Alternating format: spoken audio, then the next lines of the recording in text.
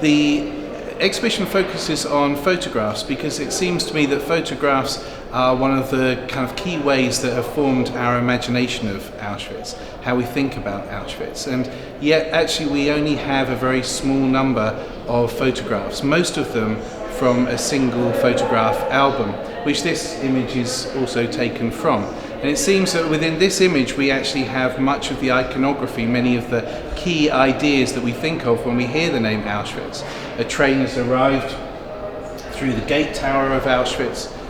Crowds of people fill the platform, men, women and children. There are prisoners in striped uniforms, there are SS soldiers.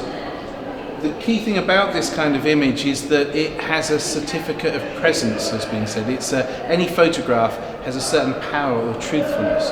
We talk about seeing is believing, but a photograph, of course, is not a neutral source.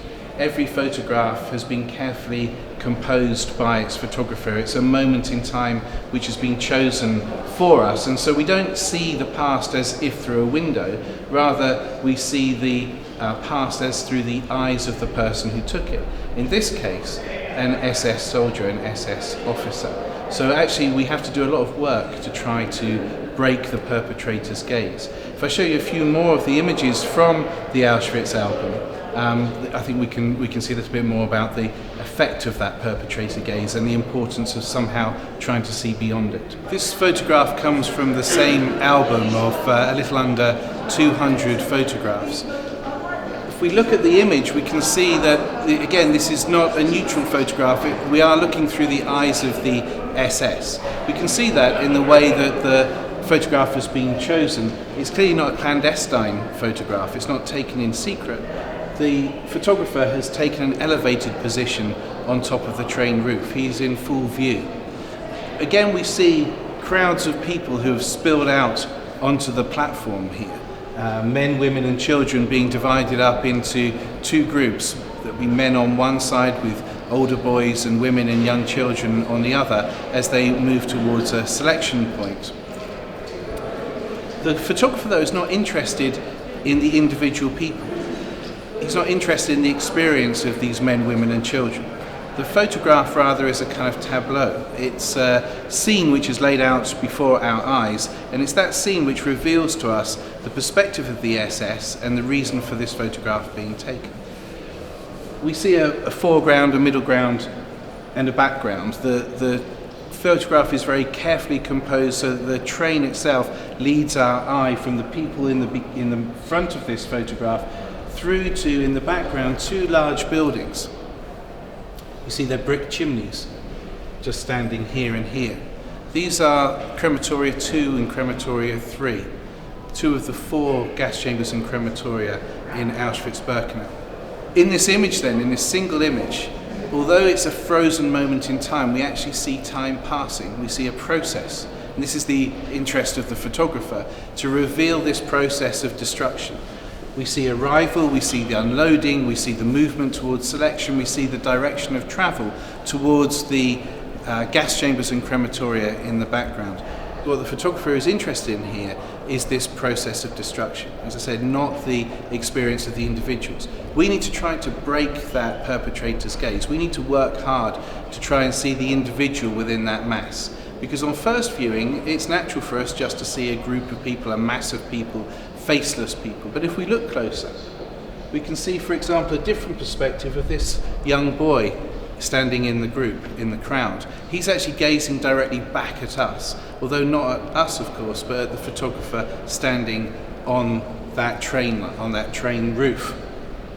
His perspective is not the one that we share. What is it that he sees? He sees a soldier in uniform. He is bewildered. He's in this mass of people. He doesn't understand what's happening to him. If we look again, we see other examples of agency. We see a man helping a woman with her backpack that would have carried the possessions that she brought with her to Auschwitz, her pots and pans perhaps, her hairbrush, her perfume bottles, her shoes and her toothbrush, the things which people believed they would need for a new life. This shows us the deception that was going on. In the foreground, we see a man in striped uniform talking to a young woman. The only thing that these prisoners were allowed to do was to usher the men, women and children into their groups, into line, to move the process on.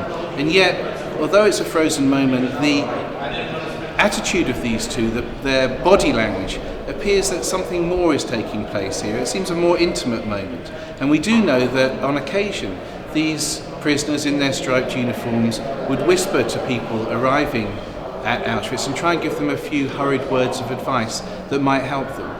To a woman with a young child, hand the baby to the grandparent. Or to a young adolescent, say you're a little older, say you're 18. Or to anyone that, tell them that you have a trade, tell them you'll be useful inside the camp. Anything that might help them pass the selection. Perhaps that's what we see happening in this moment here. Not the intention of the photographer. This is unwitting testimony if we look beyond the photographer's gaze. So when we look at a photograph, we see a kind of atom of time, but we really need to be able to understand how time passes in these images if we're going to understand more fully what was really happening here and the experience of people in Auschwitz-Birkenau itself and what these photographs can really reveal. If we follow the crowd of the people after they've unloaded from the train and onto the ramp, if we follow them down, we meet the moment of selection here in this photograph. Again, it's a frozen moment, but we can actually see if we look more closely into the photograph, time passing.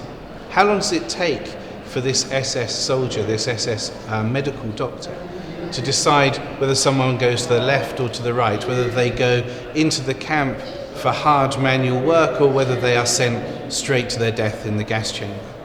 If we look closely at the positioning of the people here, here is the SS soldier about to make that decision of life and death.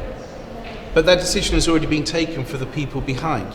If you look at the gap between each group of people, you can imagine how long it would take to walk that distance. That distance then, that time that it takes to walk from here to here, from here to here, or from here to here, is the time that the SS officer took to decide life or death. Just a matter of seconds in most cases. My question though is, when we encounter these images, how much more time do we give the people that we see in these photographs? Isn't it incumbent upon us to actually look more closely at these people, these men waiting in line, to ask ourselves who were they and what lives they had before? Where did they come from? Who did they love? Who loved them? Were they parents or grandparents? Just to spend a bit more time with them than this SS Nazi officer did. If we turn to some of the other photographs from the album, we can do that again. For example, in this photograph here of some elderly men and some women who have been put to one side while this process is taking place, because it's some walk from the selection point to the gas chambers. These people are waiting for the arrival of a truck that they of course don't understand is going to take them to the gas chambers and to their death. If we look into this photograph, the gentleman here, the elderly gentleman looking back out at us, I think we can see simultaneously here a history, a long tradition of a religious people. His head is covered with this circular cloth cap in the manner of a religious Jewish man. We can see whiskers on his face. From a young man, he probably grew a beard. This was a part of his identity. We can see this long tradition in this photograph, but strangely, he has covered his face with a scarf or a handkerchief. It looks odd. We know from other cases and from other places, from other photographs, that religious men were sometimes brutalized in the street, that German soldiers or police would drag them out and tear their beards out, cut them, hack at them, even set light to them. It seems, we don't know for sure, but it appears that probably this has happened to this gentleman here. His name was Henrik Adler. And he's covered his face, presumably because he doesn't want to be seen clean shaven. This beard was important to him.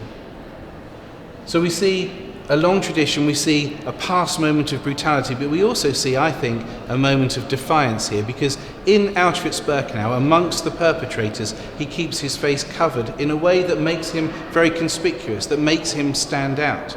It seems to me to take a remarkable degree of courage, and the gaze which he returns the camera lens is one of dignity.